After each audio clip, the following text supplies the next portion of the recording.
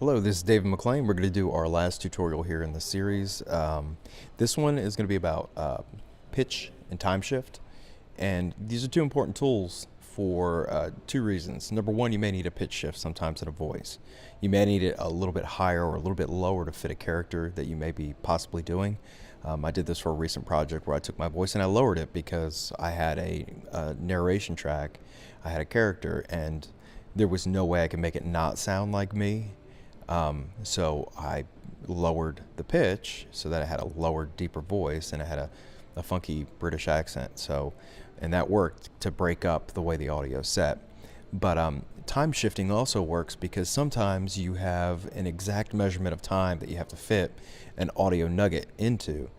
And you may have recorded it and you planned it out, you've timed how many words per minute you have, but it just doesn't seem to fit that little place that you need. So you may need to stretch it out a little bit, you may need to squeeze it down. And a lot of times if you try to stretch and squeeze with other programs, it will change another dynamic. Usually if you compress it and you try to make somebody say something faster, it'll increase the pitch. So it'll sound like it's squirrels talking.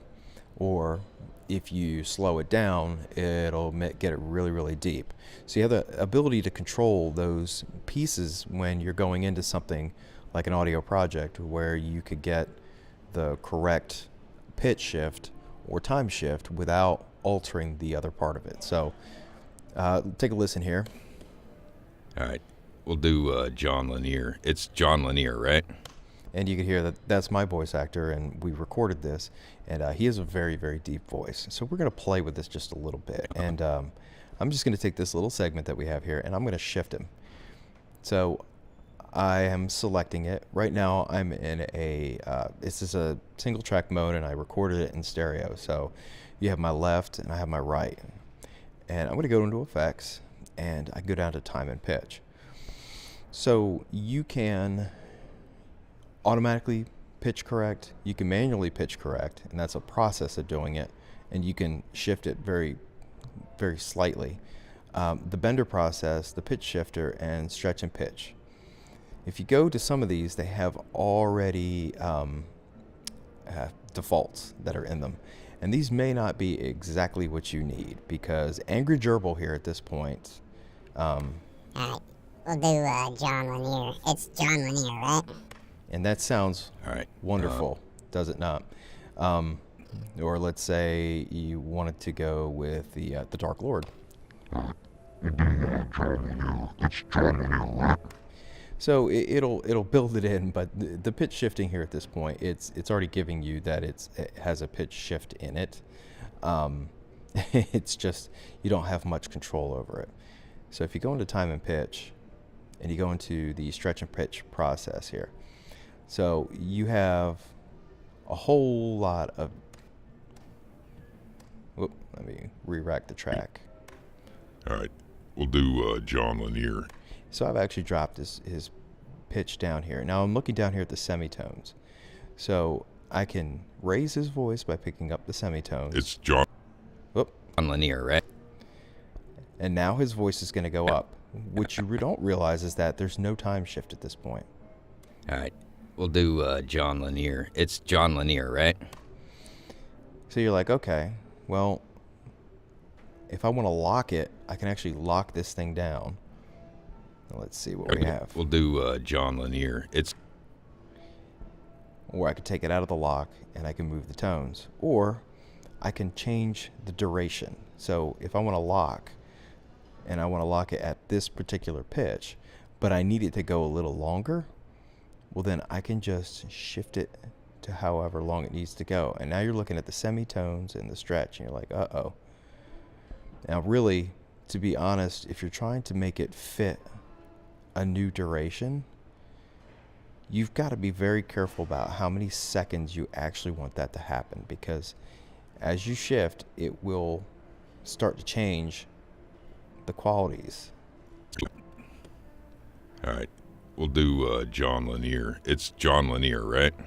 Now what that actually did was it took down the semitones just a tiny bit, and it changed the position here. Now I'm going to go lock stretch settings to new duration. I'm going to lock it. I'm going to take off my resample here. Look at that. All right.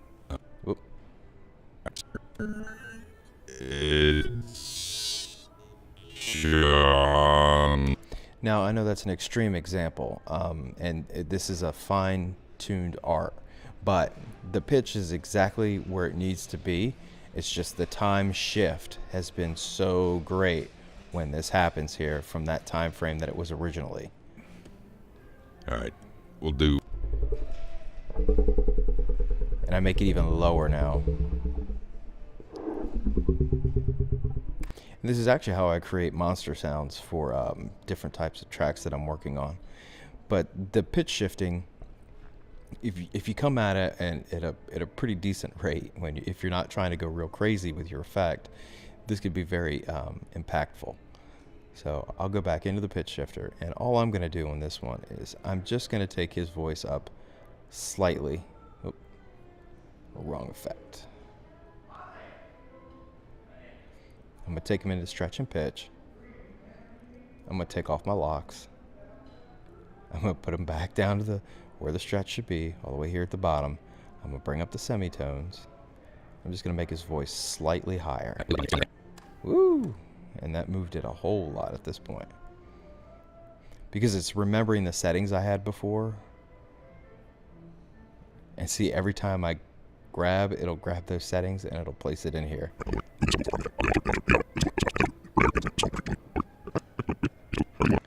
Which is hilarious as what I think about it, but I can actually dump this preset. I could just go ahead and I can get rid of this. And there's different precision rates that you can do with some of these. As far as with your stretch, you can make your final stretch, Right. We lived a simple life. and you can change your initial pitch shift just slightly down. We had to Whoop. work the land. So that's what I just did there. And I'm going to shift them up. All right, we'll take one here. We moved in and settled into what we thought was prime land for cattle. Do John Lanier. It's John Lanier, right? All right, we'll take one here. We moved in and settled into what we thought was prime land for cattle. I worked that land with my children and then my grandchildren. And we